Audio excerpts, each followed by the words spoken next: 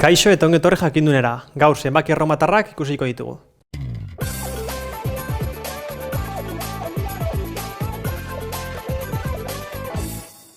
Aurreko ariketan, nola zenbaki erromatarrak nola erabiltzen diren eta zeintzuk diren bere normak ikusi genituen. Bideo honetan ikusiko duguna izango da, zenbaki desimalak ematen dizkigute eta gu zenbaki erromatarretara pasatu beharko dugu. Beraz, lehen zenbakia, 58. Izango genuke, errezena izango izateke L, hemen 50 eta 2 makiltxo jarri aurretik. Baina aurreko bidean ikusi moduan ezin dugu egin. Beraz, zer ingo beharko genuke? L-eri, L jarri beharko genuke, L-eri kendu beharko genioke 10, gogoratu kenketa egiteko aurretik jarri behar da, hemen 50 izango genuke ja, gero V, bost, hemen izango genuke 55 eta 3 makiltxo. Beraz, 58 zenbaki erromatarretan hau izango izateke. Bigarren zenbakia, 2573. Beraz, 2000 egiteko, 2 M jarri beharko dugu lehendabizi. M, M. Hemen ja 2000 dugu, orain 500 jarri behar dugu. Beraz, 500 D. Agus erreza da. 60ri gehien hurbiltzen zaion zenbakia, L izango litzateke.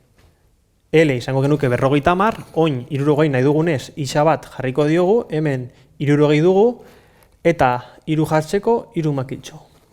Beraz, zenbaki hau, zenbaki erromatarretan hau da. Hurrengo adibidea, 1286. 1000 zenbakia, M, berriro, baina bakarrik behin, 200, CC, 2C jarri beharko dugu. 80, nola jarriko genuke? 80 jarri beharko genuke L eta 3 aldiz isa. Beste holan modu bat esango genuke erreza da, C jarri eta 2 aldiz kendu isa. Baina gogoratu bakarrik, kenketa egiterakoan bakarrik bat jarri leike bakarrik. Beraz, ondo egiteko 80, L, isa, isa, isa jarri beharko dugu. Eta zein nola jartzen da? Ba, oso erreza. V, bost, eta bat. Hurrengo zenbakia, 187. Hemen ikusten dugunez, 100, izango izateke C. Zortzia, ba berriz, 80 nola jarriko genuke, denbora guztian gabitz errepikatzen. L jarriko genuke, eta 3 aldiz isa. Eta 7, ba, V eta 2 makiltxo. Hemen V eta makiltxo bat 6, 2 makiltxo, 7. 900 da 83. Jarri beharko genuke. M, 1000 asko hurbiltzen delako, baina bakarrik kendu beharko diogu 100, beraz C jarriko dugu horretik. Hemen izango dugu ja, zenbaki hemen dugu 900. Eta 80 jartzeko berriro L, isa, isa, isa. 50, gehi 3 aldiz 10.